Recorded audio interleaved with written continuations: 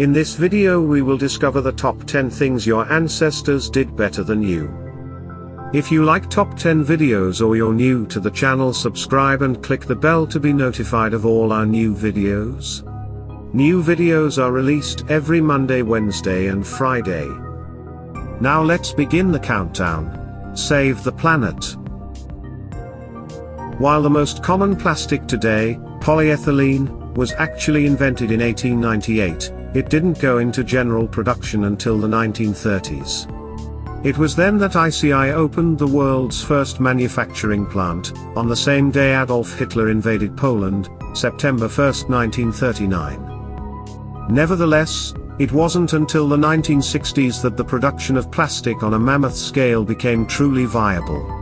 Since then, well, you know what happens next because you're living in it. Ubiquitous products like straws, bags, mass-produced trinkets, and the many objects used in our daily lives, have led to a pollution nightmare. And the stuff we don't just toss in the trash ends up in the dump anyway because of the high cost of recycling. So what did our ancestors do? They stored their goods in glass containers which were then reused.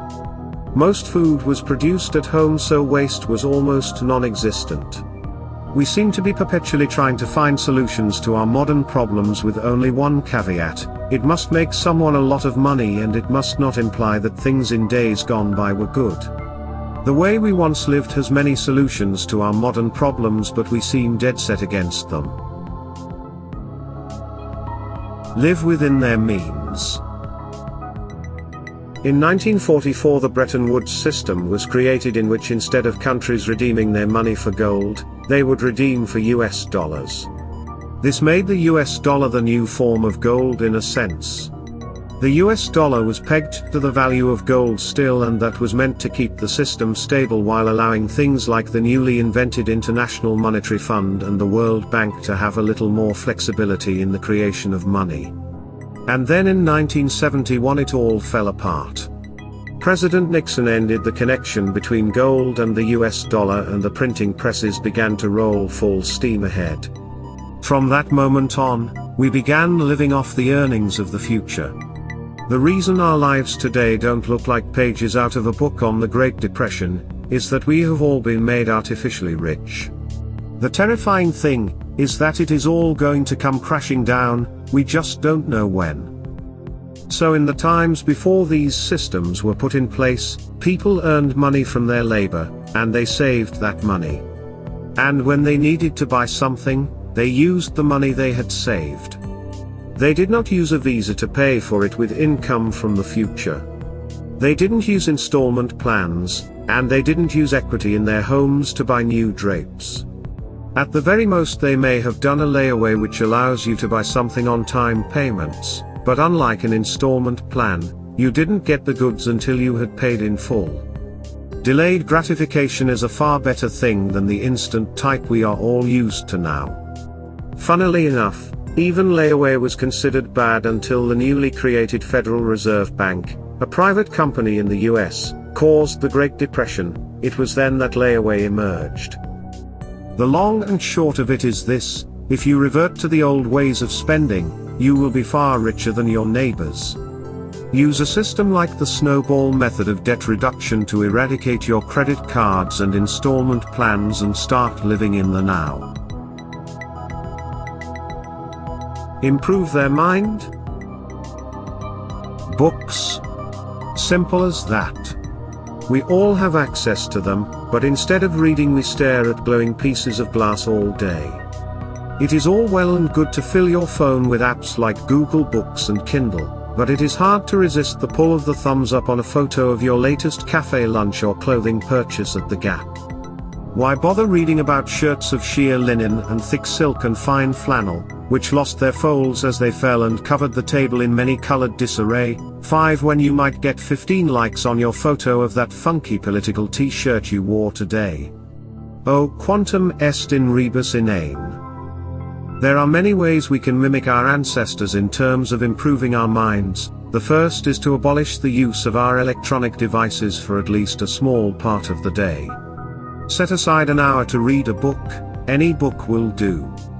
When you become engrossed in a good book, your mind opens up in a myriad of ways. Your rational and emotional minds need to be tended, but more importantly perhaps is your imagination. It is from the imagination that so many great creations of man have come, and movies and social media posts prevent the use of the imagination, replacing it instead with the ideas from another's mind. Eat. I might be sounding like a broken record at this stage, but in brief, the US government made everyone fat by advocating a ridiculous pro-vegetarian anti-fat diet in the 1960s and 1970s. Now that that is out of the way, the history of eating breakfast didn't exist as anything more than a drink or snack until the 19th century, and luncheon was the main meal of the day for most. This is all in reference to European culture, of course. Then the Seventh-day Adventists got us eating cereal every day, the government got us eating chemical margarines instead of butter and fat, and the media, fake news long before the president used the term, sold us on Coke and other delights. This is not to say there weren't fat people before these things occurred, but, frankly, these days obesity seems to be less the thing to avoid and more the goal. How do we fix this? When virtually everything the media promotes or says is to enrich someone, we should certainly not advocate for anything recommended or endorsed by them. That means no diet fads. There is one place the media hates: the past. The answer to eating right is to mimic the behavior of our ancestors, and I am not meaning restrictive Paleolithic diets. Edwardians were similar to us. They had grocery stores, cars, and other fairly modern trappings of life. Perhaps the answer is to simply reject any dietary advice from beyond 1940 until someone without an ulterior motive funds some genuine studies into the ideal human diet. Just say no to diet myths. Exercise. So you need to lose a few pounds or improve your health. What do? Sign up for a decade-long membership, it was the best price, at a fancy gym, and then attend one session. Yup, just the one. We have somehow been programmed with this awful notion that exercise is best done indoors and intensely for a short period of time. But are thinner, and probably longer lived, if we exclude child mortality from age of death statistics. Ancestors knew better. Our predecessors didn't, as a general rule, take their exercise in this rigid manner. They simply walked everywhere they went and did the hard jobs themselves. Doing the laundry took all day, and the average housewife, unless she could afford a maid, would call upon her friends to assist. How can we learn from our ancestors, and ditch the gym membership? Add an hour a day, in addition to your daily reading hour as mentioned above, to walk around your neighborhood. Smell the flowers. Say hi to the guy with the Trump 2020 sign in his yard. Help an old lady across the street. You will find that not only does your health improve, but so does your relationship with your neighbors, and you may even find it makes you a nicer person online. If you are particularly courageous, you might want to consider doing some shopping at the same time. It is certainly better to carry a can of beans around for an hour than spend 10 minutes sweating indoors with a dumbbell. Have manners. Long gone are the days of writing thank you notes for gifts. In some cases people don't even bother with thank you notes for wedding gifts, which was, for most people, the last remnant in society of formal thank yous. Once upon a time, not so long ago, a thank you note was issued for a million different reasons. If someone gave you a gift, you wrote a note. If someone had you to dinner, you wrote a note. It was the height of bad manners not to make the effort to thank a person for the effort they had gone to for your pleasure. It makes a lot of sense, really. But alas, out comes those shiny bits of glass again, and the most you can expect these days is a thanks. On Instagram or Snapchat, or Facebook if you are elderly. In other areas of society, manners were also far better than now. If you were invited to a meal at someone's house, you always reciprocated at a later date by inviting them to your own home or a restaurant. And if you did invite them to a restaurant, the person who invited the guests paid for everyone's meal. That's right. You didn't split the bill when you were the host. Just as you don't charge your friends for the cost of the food when you cook at home, you shouldn't in a restaurant. Admittedly, things were a little different then. If you hosted, you might also have ordered a particular menu for everyone at the table so you could plan for the cost, but there is no reason you couldn't follow this nice old rule of good manners these days with real friends who you can presume won't take advantage of you. Build.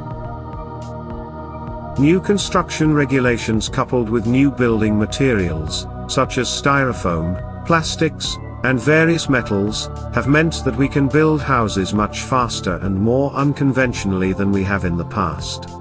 But the end result is sometimes buildings which can simply not stand up to age, the weather, or natural disasters in the same way as old construction built with stone and timber. One good example of this was the Christchurch earthquake in 2011.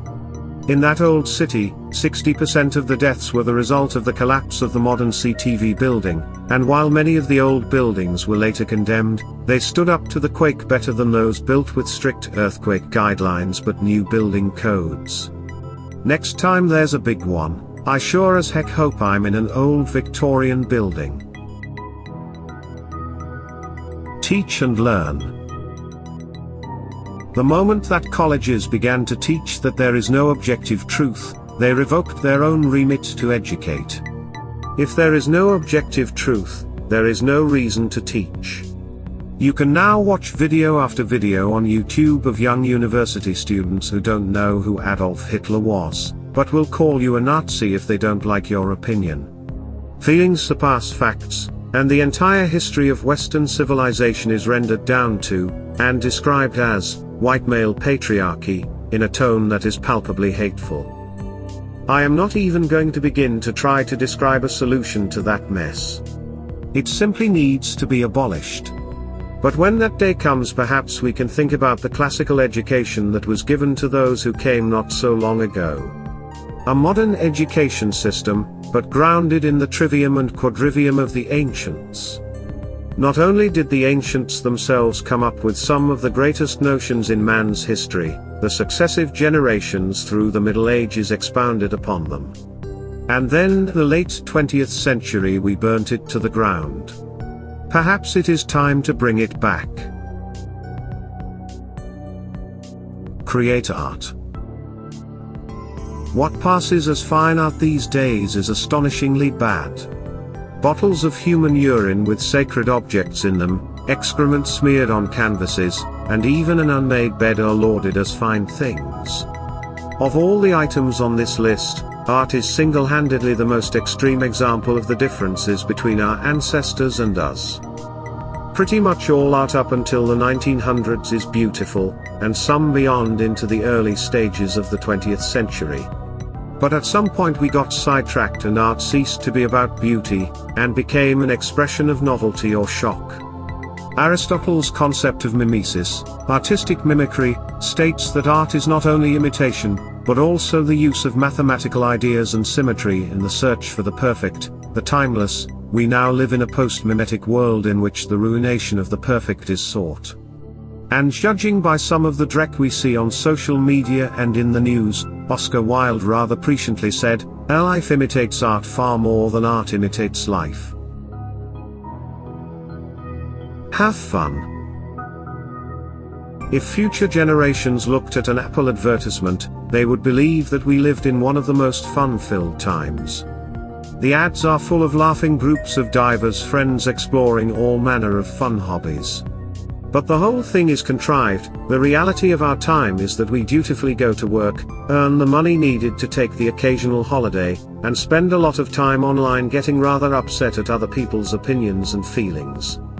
And then we lap up mainstream movie interpretations of the likes of Charles Dickens' books filled with dour and ugly old women beating children or crippled men with misery in every line drawn across their face. Perhaps this allows us to be thankful we aren't them. Perhaps it lulls us with a false sense of comfort against the miserable parts of our own lives. But life, for the Victorians, and the generations before them, were anything but bleak. They lived in a time of discovery and invention. Museums opened to the public for the first time, and a great exhibition was held in a glittering crystal palace.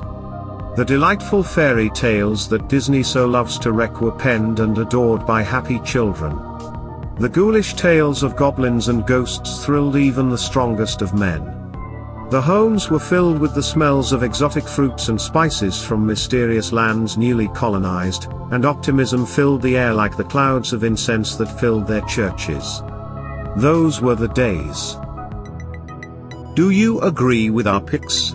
Check out some of our other videos and be sure to subscribe and ring the bell to be notified about our latest videos.